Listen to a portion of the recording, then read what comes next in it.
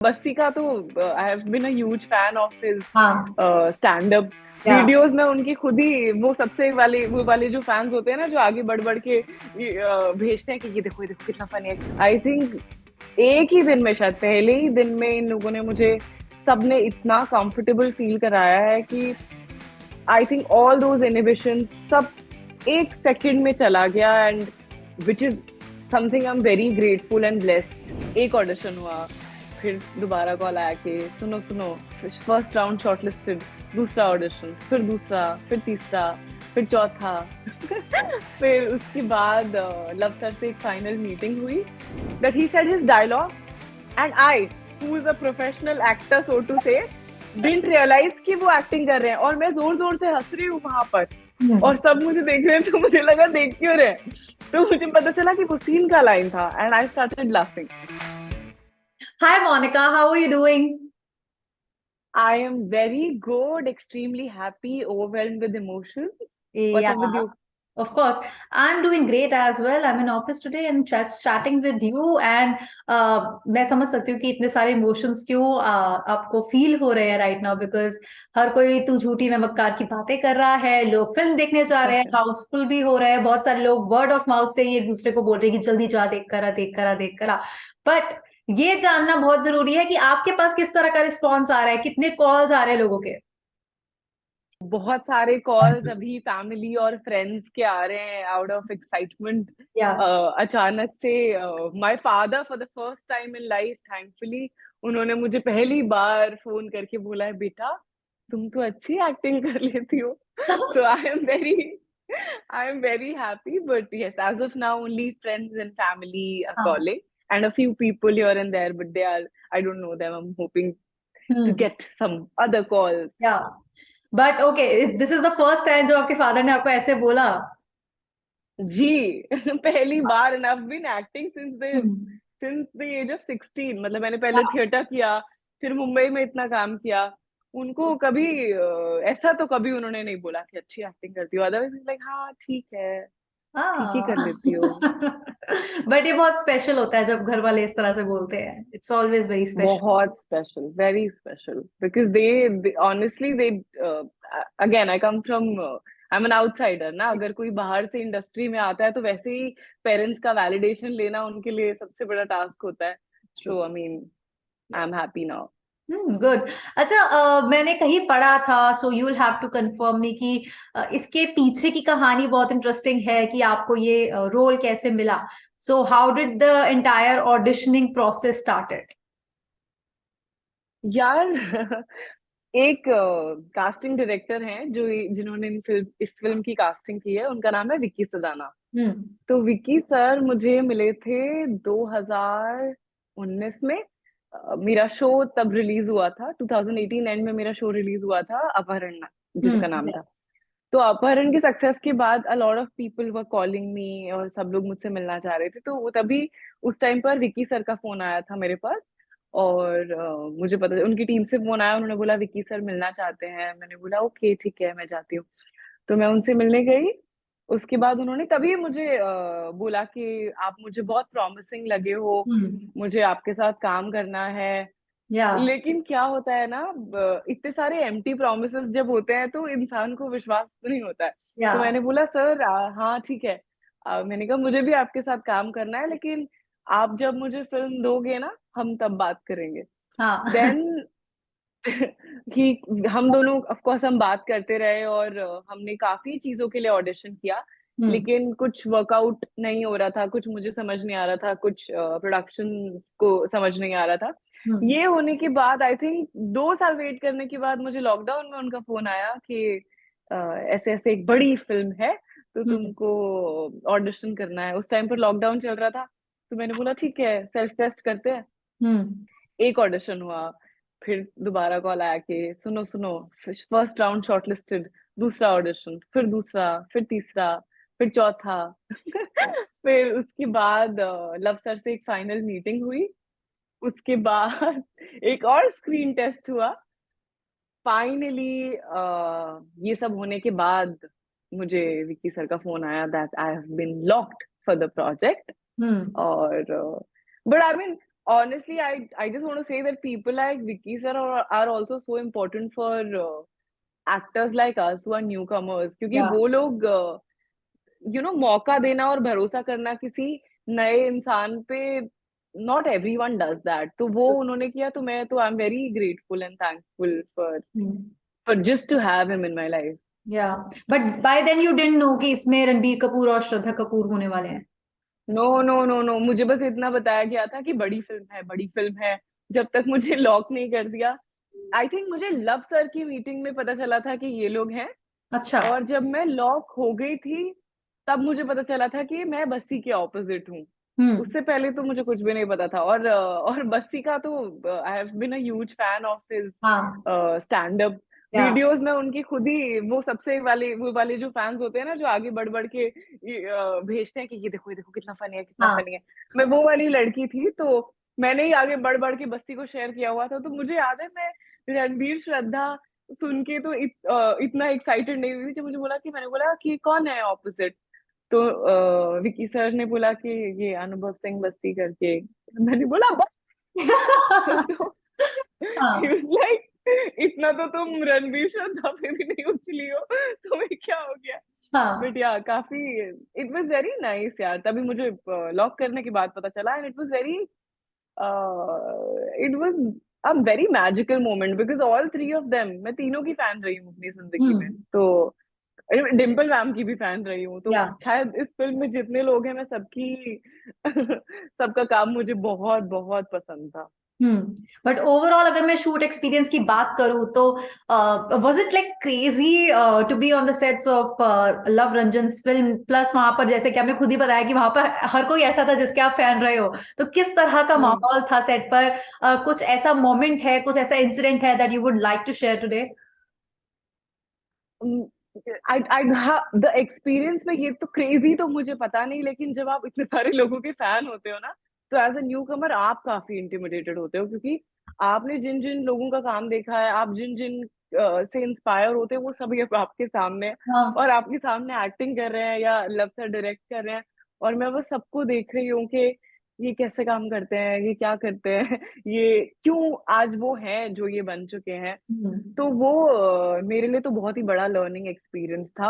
हम्म। और एक सबसे बड़ी बात, जितनी मैं इंटिमिडेटेड थी, जितनी मैं डरी हुई थी कि पता नहीं कैसा होगा, कि कैसा हाँ। बिहेव करेंगे, इतना बड़ा सेट, इतने बड़े स्टार्स, सब लोग अचीव कर चुके हैं लाइफ में, एक मैं ही न्यू कमर हूँ, सब मैं ऐसे सोचते हुए सारे 50,000 थॉट्स के साथ वहां पहुंची। लेकिन आई थिंक एक ही दिन में, शायद पहले ही दिन में, इन लोगों ने मुझे, सबने इतना कंफर्टेबल फील कराया है कि I think all those inhibitions सब एक सेकंड में चला गया, and which is something I am very grateful and blessed. I feel very grateful and blessed about, क्योंकि वरना मैं शायद ऐसा परफॉर्म भी नहीं कर पाती जैसा मैंने हाँ। किया है। जी। But I think, see, Bassi का अपना fan base है, and you've been a huge Bassi fan, and everyone is, all of us. But फिर भी मैं बोलूंगी कि एक stardom जो रणबीर और श्रद्धा का है बॉलीवुड में, that is something else. So मुझे कहीं ना कहीं पता नहीं ऐसा क्यों लग रही है, कहीं ना कहीं आप भी उनसे ज्यादा इंटिमिडेटेड फील कर रहे होगे rather than Bassi, because they come up with some kind of experience. Bassi का भी ये बॉलीवुड डेब्यू था, ऑफ कोर्स उन्होंने काम बहुत किया है, सब कुछ ठीक है, उनके स्टैंड अप कॉमेडीज हर कोई देखता है, लेकिन उनका बॉलीवुड डेब्यू इस फिल्म से हुआ, आपका बॉलीवुड डेब्यू यहाँ से हो रहा था। तो किस किस इंसान ने सबसे ज्यादा आपको अपनी तरफ से ऐसे एफर्ट्स डाले so that it makes it a little smoother for you? वैसे तो सब लोगों ने ही, सब लोगों ने बहुत ही मुझे बहुत ज्यादा हेल्प किया है। इन बस्सी हो या रणवीर हो या श्रद्धा हो हम्म। या लव सर खुद हो, सब लोगों ने एक्सट्रीमली कंफर्टेबल, सबने प्यार से ट्रीट किया है, सबने डायलॉग्स में हेल्प किया है। लेकिन रणवीर के साथ, because I also been a fan, huge fan and admirer of his work, में आई थिंक ही इज मेरे सबसे पसंदीदा एक्टर्स में से एक रणबीर कपूर हैं। तो उनके साथ जब मैं एक्ट कर रही थी, तो तो आई थिंक पहली बात तो वो मुझे लगा था कि हाँ ठीक है, अपना अपना करेंगे और चले जाएंगे। लेकिन मेरे मेरे क्लोजअप्स में भी, वो खड़े रहे हैं और उन्होंने मुझे क्यूज दिए हैं, जो तो बिल्कुल ही एक्सपेक्टेड नहीं था। दूसरी बात, मुझे ऐसा लगता है कि विद एवरी सीन, जो भी मेरे सीन्स थे, जो भी मेरे डायलॉग्स थे, स्पेशली जिसमें वो मौजूद थे, उन्होंने मेरे साथ रीडिंग किया है, उन्होंने मेरे को मुझे गाइड किया है। उन्होंने मुझे, एक बारी को तो मैं बोलने वाली थी कि मैं रणवीर को ही ये बात बोल रही थी कि मैं बाहर जाके बोलूंगी कि मैं रणवीर कपूर से सीख के आई हूँ, क्योंकि he has help me so much. उन्होंने या मेरे साथ मेरे ऑडिशन स्क्रिप्ट तक पढ़े हैं। तो इतना बहुत काफी ज्यादा हेल्प, मुझे ऐसा लगता है पिछले जो भी ये 1.5 साल का एक्सपीरियंस था ये फिल्म के शूट का, इससे ज्यादा लर्निंग मेरी उससे पहले वाले जितने भी साल हैं उसमें नहीं हुई है। आई थिंक अब मैंने अपनी लाइफ में सबसे ज्यादा इन्हीं 1.5 साल में सीखा है। Yeah.